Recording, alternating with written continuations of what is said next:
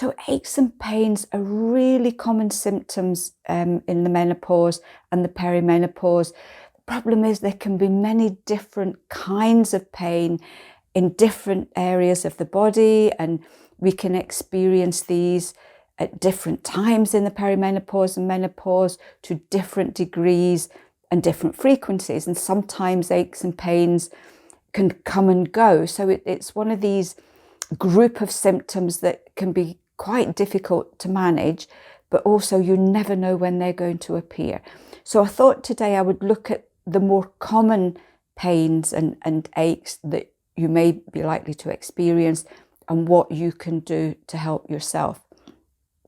So we're not quite sure about why pain in the menopause seems to be more frequent.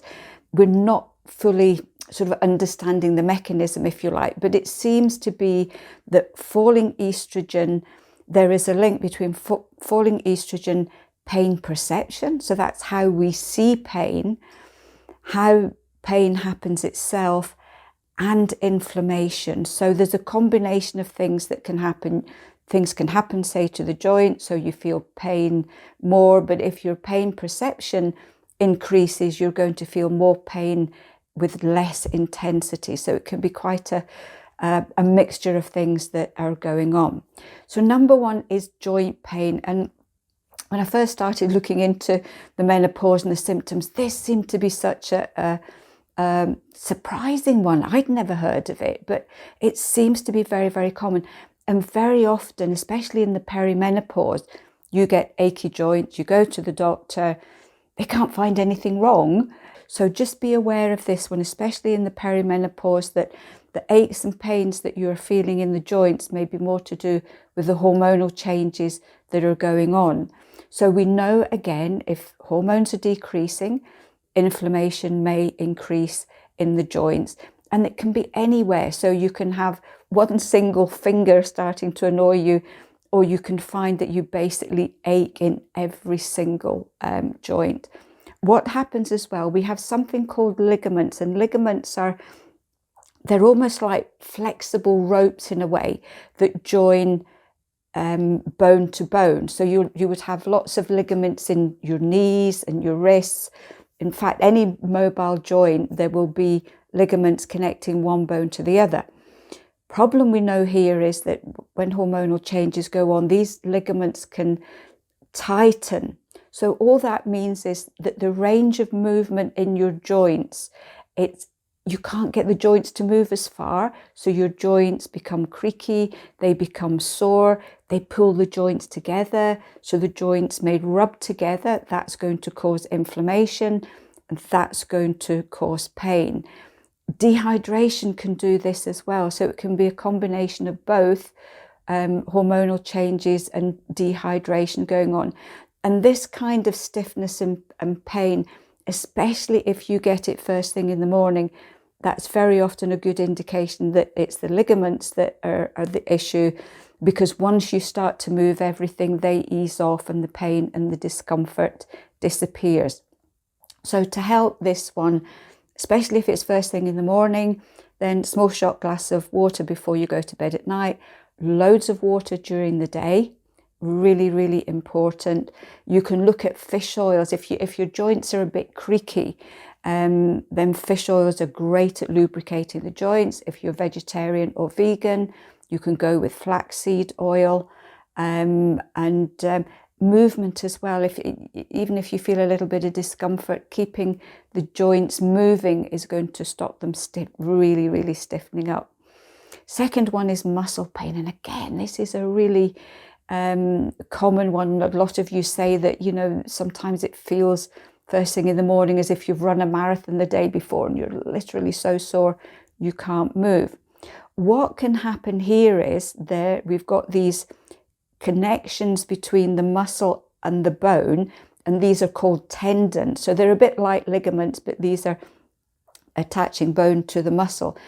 They can tighten up as well. And again, that's going to pull on the muscles, it's going to pull on the joints, and it's going to cause the joint aches and pains. With the kind of muscular aspect, it tends to be the arms, the legs, the shoulders the neck and the back that seem to be the main areas. One of the main issues here is low magnesium. We need loads of magnesium when the hormonal changes go on, and low magnesium can have a really direct impact on muscle function. And especially if you find that, you know, when you go to exercise classes, your muscles are sore for much longer, and they're much more painful than what they were maybe a year ago. And very often that's just a lack of magnesium. The other thing to be really, really careful of here is if you start to get lots of muscle pain, especially in the thighs and the calves, it can be due to something called sarcopenia, which I have mentioned before. Basically, your muscles just start to break down and waste away.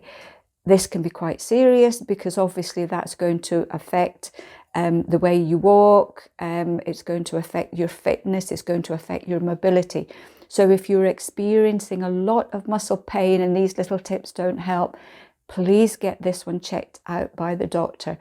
To keep your muscles nice and healthy, to avoid sarcopenia, loads of protein, loads of water, and you need to exercise really regularly to keep muscles bulked up, to stop them from just sort of wasting away. Number 3 is breast pain. And again, this is a really common one.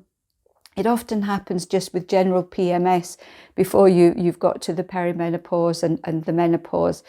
So it does tend to be a normal symptom of PMS. But in the perimenopause, the symptoms can be much more uncomfortable. They can end up being really painful. They can last for a lot longer. So with this particular one, again, it's mainly the hormonal cycle that's going on. If your periods are still okay, if they are still regular, then you can look at the herb Agnus castus. Otherwise, just make sure you're drinking plenty of water, because again, dehydration causes breast tenderness, believe it or not. Breast tissue is a bit like a sponge. If you get dehydrated, the body will hold on to as much water as it can, and breast tissue is a great place to store water. So if you find that you're before a period, or if your hormones are starting to change and decrease, if you find that you are getting really sore breasts, they go up a size, they feel really hard, very often that's just dehydration. So water can usually sort that one out really quickly. Some people find a zinc supplement can be very helpful for breast tenderness. But as always, any breast changes, if you're worried about them at all, please double check with your doctor. So number 4, headaches. Again, this is such a common symptom in the perimenopause and menopause. There can be a lot of different factors here. If you're getting headaches regularly, the one thing I would say, first of all, do a diary.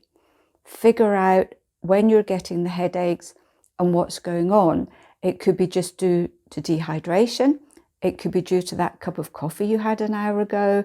It could be due to the fact that you had a couple of biscuits or a cake or something really sweet or something really salty. Bag of crisps could do it. It can be low blood sugar. So again, if you've not eaten for a while, dehydration can do it. So sometimes just doing a simple diary for a week or 2 with all the foods and drinks and the times that they're happening can pinpoint when you're getting the headaches.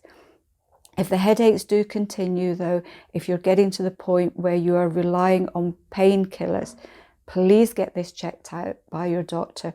Remember, not all symptoms you get in the menopause are caused by the menopause. So just double check with this one. Number 5 is dental pain. So this can be due to the fact that it's not toothache, but your teeth are just feeling there's a sort of subtle discomfort behind your teeth. This can be due to the fact that gums can recede. Falling estrogen can dry the gums a little bit. Gums recede. More of the tooth is exposed to food and everything. You may find that your gums are bleeding. And maybe sometimes it can get to the point where your teeth actually feel loose. this is one for your dentist. So get this one checked out first of all, just to make sure there's nothing else going on. Do mention to them that you are in the perimenopause and menopause so that they can take this into account. Other things that can help here is sea buckthorn oil is great if you find that you're getting a dry mouth and it's affecting the gums. And there is a supplement called CoQ10, which can be used for bleeding gums. So I hope you found this one helpful. There can be all sorts of different things. As I said before, pain can show up in all sorts of different ways in the perimenopause and the menopause. The other really important thing here is that poor sleep will heighten your pain perception. So if you find that you're getting lots of aches and pains and you're not sleeping well, these can be connected, and in which case, obviously try and improve sleep any particular way that you can. Please tell me your stories if you've had any issues with any kind of pain. What happened? What was it? What did you do to sort it? Please share your stories, because you know that I love to read them. Have a lovely week, and I'll see you soon.